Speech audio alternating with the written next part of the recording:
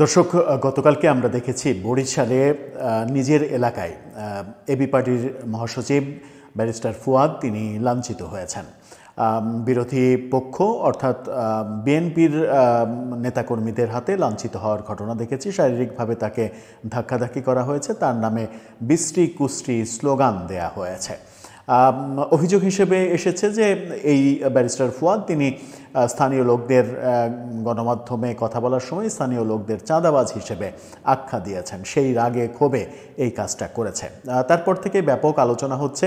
Barrister Fuad গত কয়েক মাস ধরে মূলত শেখ হাসিনা সরকার পতনের পর থেকে বিগত 15-16 মাসে বহু বিতর্কিত কর্মকাণ্ড করেছেন, বহু বিতর্কিত কথাবার্তা বলেছেন। কখনো সেনানিবাস উড়িয়ে দিতে চেয়েছেন, কখনো এটা করেছেন ওটা করেছেন। কন্টিনিউ মুক্তিযুদ্ধের বিরুদ্ধে নানা ধরনের অপপ্রচার করে আসছেন এই ব্যক্তি। গণমাধ্যমে নানা ধরনের বাজে কথা বলার জন্য সমাজে প্রচুর মানুষ তাকে নিয়ে সমালোচনা করেন, ট্রল করেন। কিন্তু গতকালকের এই ঘটনায় ব্যাপক প্রতিবাদ করতে দেখলাম আমরা এনসিপি নেত্রী তাসনিম জারা, ডাক্তার তাসনিম জারা, যিনি জুলাই আগস্ট আন্দোলনের পরে বাংলাদেশে এসে এনসিপির রাজনীতির সঙ্গে যুক্ত হয়েছেন। যদিও সেই আন্দোলনের সময় তিনি এনসিপির নেতা যারা আন্দোলনে প্রথম সারিতে ছিলেন তাদের সঙ্গে তাকে দেখা যায়নি। তাসনিম জারা কন্টেন্ট ক্রিয়েটর হিসেবে খুবই জনপ্রিয় ছিলেন, ডাক্তার মানুষ। তিনি নিশ্চিত প্রবাস জীবন ছেড়ে বাংলাদেশে এসে রাজনীতিতে হাঁটছেন এবং ভালো রাজনীতির একটা ধারণা তৈরি করবেন তেমনটাই মানুষ তার কাছ থেকে আশা করে। অবশ্য তার ব্যত্যয়ও খুব একটা ঘটেনি তার কাছ থেকে। মোটামুটি এনসিপির নেতাদের মধ্যে বিতর্কের মাত্রা তাকে নিয়েই সব থেকে কম।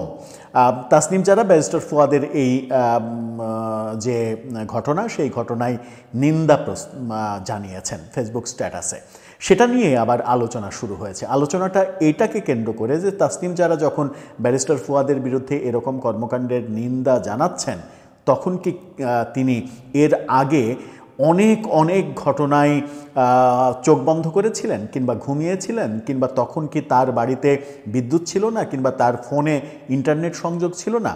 এই প্রশ্নগুলো আসছে। কি প্রশ্নগুলো আসছে, কি বললেন তিনি ফেসবুকে, সেগুলো একটু চলুন আলোচনা করে দেখি যে তাসনিম জারাও বাংলাদেশের গতানুগতিক যে স্বার্থান্বেষী রাজনীতি, সেই রাজনীতিতে একপাক্ষিক নীতি কিংবা একচোখা নীতির রাজনীতিতে যুক্ত হতে চলেছেন কিনা। থাকবেন পলিটিক্স টিভির নিয়মিত আয়োজনে।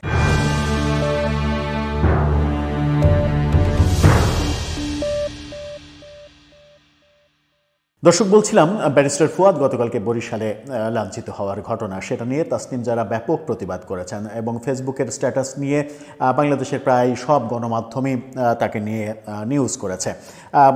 এই শিরোনামটা দেখলেই বুঝতে পারবেন। সেখানে বলা হচ্ছে যে চামড়া তুলে নেব, সুস্থ গণতান্ত্রিক কালচার নয় তাসনিম জারা। অবভিয়াসলি, অবশ্যই এবং অবধারিতভাবে এই কথাটা প্রতিষ্ঠিত করা উচিত বাংলাদেশে যে এই জাতীয় ল্যাঙ্গুয়েজ কোনোভাবে সুস্থ গণতান্ত্রিক ধারা হতে পারে না, এটা রাজনীতির ভাষা হতে পারে না। কিন্তু এই ভাষা থেকে তাসনিম যারা এখন যাদেরকে মিত্র মনে করেন, যারা মিত্র শক্তি কিংবা যাদের সঙ্গে গাঁটছড়া বেঁধে রাজনীতি করছেন, তারা কি বের হতে পেরেছেন? কিংবা যার ব্যাপারে তিনি এই প্রতিবাদটা করছেন, তিনি কি বের হতে পেরেছেন? আগে চলুন তাসনিম জারা কি বলছেন সেটা জেনে দেখার চেষ্টা করে। উদ্বেগ জানিয়ে তিনি লিখেছেন ফেসবুক পোস্টে। তাসনিম জারা বলেছেন, বরিশালে ব্যারিস্টার ফুয়াদ ভাইকে ঘিরে যে ঘটনা ঘটেছে তা ভীষণ উদ্বেগের, অবশ্যই উদ্বেগের। ফুয়াদ ভাইয়ের রাজনৈতিক আদর্শের সাথে আপনার বা আমার মিল না থাকতে পারে, তার দলের নীতি নিয়ে আপনার হাজারটা প্রশ্ন বা আপত্তি থাকতে পারে, কিন্তু একজন প্রার্থী যখন নিজের এলাকায় যান তখন তাকে ঘিরে চামড়া তুলে নেব বা জুতা মারো স্লোগান দেওয়া কি সুস্থ গণতান্ত্রিক কালচার হতে পারে? তিনি আরও বলেন, রাজনীতিতে বিরোধিতা থাকবে, তর্ক থাকবে, আপনারা চাইলে তাকে ভোট দিবেন না চাইলে দিবেন না, কিন্তু কাউকে শারীরিকভাবে হেনস্থা করা বা এমন অশালীন ভাষায় আক্রমণ করা গ্রহণযোগ্য আচরণ নয়। রাজনীতি হোক যুক্তির, গায়ের জোরের নয়। অসাধারণ একটা অ্যাপ্রোচ করেছেন তিনি। এই অ্যাপ্রোচটাই বাংলাদেশের রাজনীতিতে আমাদের প্রয়োজন, যেটা প্রচণ্ড অভাব।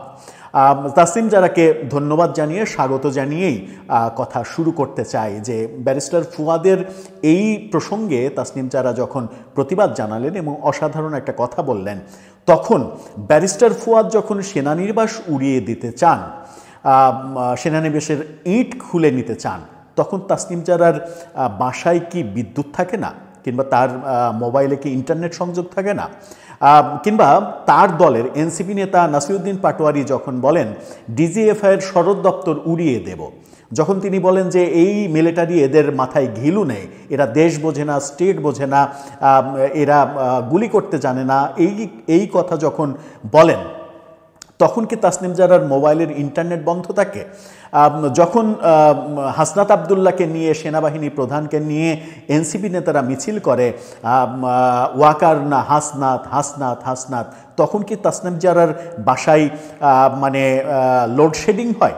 এই প্রশ্নগুলো আসে। আবার তারা কথায় কথায় যে কবর রচনা করতে চান, এনসিপির নেতারা যে কথায় কথায় এর কবর রচনা করব, ওর কবর রচনা করব, তখনও কি তিনি মোবাইলে ইন্টারনেট বিচ্ছিন্ন থাকেন কিনা?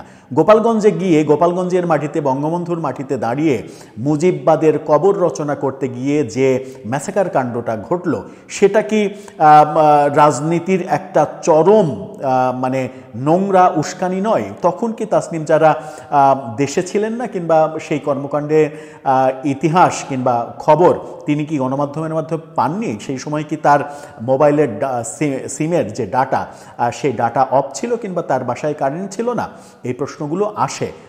আবার এই প্রশ্নও আসে যে তার দলের সদস্য সচিব যখন বলেন যে শেখ হাসিনার পতন সেই রকম আনন্দ, যে তার চাইতেও বেশি আনন্দ যখন মানে স্ত্রীর সঙ্গে সহবাস করে, মানে বলেই ফেলে, মানে স্ত্রীর সঙ্গে সহবাস করে যখন বীর্য আউট হয়, তখন যে আনন্দ, সেই আনন্দের চাইতে শেখ হাসিনার পতন বেশি আনন্দ। এরকম নোংরা ভাষায় যখন তার দলের সদস্য সচিব কথা বলেন, যিনি কিনা ইসলামী ভাবধারা, ইসলামী ভঙ্গি বজায় রাখেন, পোশাকে, আশাকে, কালচারে, 5 ওয়াক্ত নামাজ পড়েন বলেও আমরা জানি, এবং এনসিপিতে যে ইসলামী ধারা, সেই ধারার অন্যতম নেতা তিনি, তিনি যখন এই ধরনের অশ্লীল কথা বলেন, তখন কি তাসনিম জারার রাজনীতির বিবেক কথা বলে না? কিংবা তখন কি তিনি মানে সেই সব ঘটনা থেকে বিচ্ছিন্ন থাকেন, ইন্টারনেট থেকে বিচ্ছিন্ন থাকেন? এই প্রশ্নগুলো আসবে, হাজার হাজার বার আসবে। আবার ব্যারিস্টার ফুয়াদ যখন অনর্গল টেলিভিশন টক শোতে মুক্তিযুদ্ধের বিরুদ্ধে নানা ধরনের বিষোদ্গার করেন, 71 নিয়ে বিষোদ্গার করেন, শহীদের সংখ্যা নিয়ে বিষোদ্গার করেন, মা বোনের ইজ্জত, 2 লক্ষ মা বোনের যে সম্ভ্রম হানি হয়েছিল সেটা নিয়ে বিষোদ্গার করেন, মুক্তিযোদ্ধাদের নিয়ে বিষোদ্গার করেন, 16ই ডিসেম্বর বিজয় দিবস, 26শে মার্চ স্বাধীনতা দিবস সম্পর্কে কটু কথা বলেন, বঙ্গবন্ধু সম্পর্কে, বঙ্গবন্ধু 25শে মার্চ 71-এ তিনি পালিয়ে গিয়েছিলেন, তিনি সারেন্ডার করেছিলেন, পাকিস্তানের আতিথেয়তায় ছিলেন 9 মাস, এই ধরনের মুক্তিযুদ্ধের ইতিহাস বিকৃত যখন করেন গণমাধ্যমে, তখন তাসনিম জারা চুপ থাকেন কেন? এটা একটা বড় প্রশ্ন। চুপ থাকেন কি এই কারণেই? এখন বলছেন, মানে চুপ থাকার ইতিহাসটা তো আমরা মোটামুটি জানি, কারণ এই যাদের কথা বললাম তারা তো হয় তাদের নিজের রাজনৈতিক দলের, কিংবা তার মিত্রপক্ষ। এই ব্যাপারটা তো আর অস্বীকার করার উপায় নেই। কিন্তু আজকে প্রতিবাদ করছেন কেন? আজকে প্রতিবাদ করছেন কি এই কারণেই যে গতকালকেই যখন এই ঘটনাটা ঘটলো, তখন এবি পার্টির সঙ্গে এনসিপির একটা রাজনৈতিক জোট হতে দেখলাম। জোটের সদস্য হিসেবেই কি বেশি ব্যথা পেলেন? আমরা তো এটা প্রত্যাশা করতেই পারি যে এই স্লোগানে, যে স্লোগানটা ছাত্রদল বিএনপির লোকজন করেছে, স্লোগানটা অবশ্যই খারাপ, অবশ্যই সেটা সমালোচনার যোগ্য, এবং অবশ্যই সেটা অনুচিত। বাংলাদেশের এই রাজনীতির কালচার থেকে আমাদেরকে বেরিয়ে আসতে হবে। কিন্তু তার আগে যতগুলো ঘটনা ঘটেছে, আমি তো মাত্র কয়েকটা ঘটনার উদাহরণ দিলাম, যতগুলো ঘটনা ঘটেছে সেই ঘটনাগুলোতে বিশেষ করে শেখ হাসিনা সরকার পতনের পরে, কিংবা আরও বাদ দিলাম এনসিপি গঠনের পরে, যখন তাসনিম জারা এনসিপির নেত্রী হলেন, সেই এনসিপি গঠনের পরে আজকে পর্যন্ত যত ঘটনা ঘটেছে, সেই ঘটনাগুলোর কি এরকমভাবে তাকে প্রতিবাদ করতে আমরা দেখেছি? মনে হয় দেখিনি। সেখানে হতাশা আসে এবং সেখানেই হতাশাটা এভাবেই আসে যে তাসনিম জারাকে আমরা পরিশীলিত হিসেবেই দেখেছি বিগত এনসিপির রাজনীতিতে। এনসিপিতে যারা রাজনীতি করেন তাদের অন্য সবার বয়ানের চাইতে একমাত্র তাসনিম জারার বয়ান, একমাত্র, আমি আবারও উল্লেখ করছি, একমাত্র তাসনিম জারার বয়ানের মধ্যেই কোনো অধ্যত্ব, কোনো অশালীন কুরুচিপূর্ণ কোনো কথা এখন পর্যন্ত অন্তত আমার কানে আসেনি।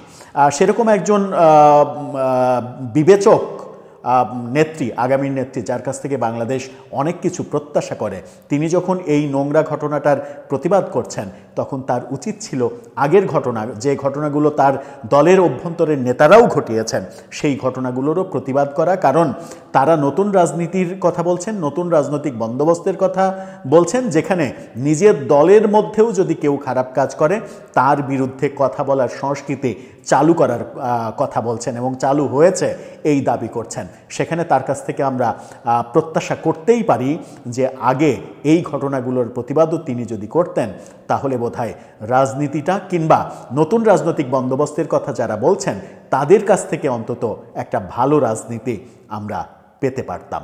দর্শক, আপনার ভাবনা কি এ ব্যাপারে জানিয়ে লিখতে পারেন আমাদের কমেন্ট বক্সে।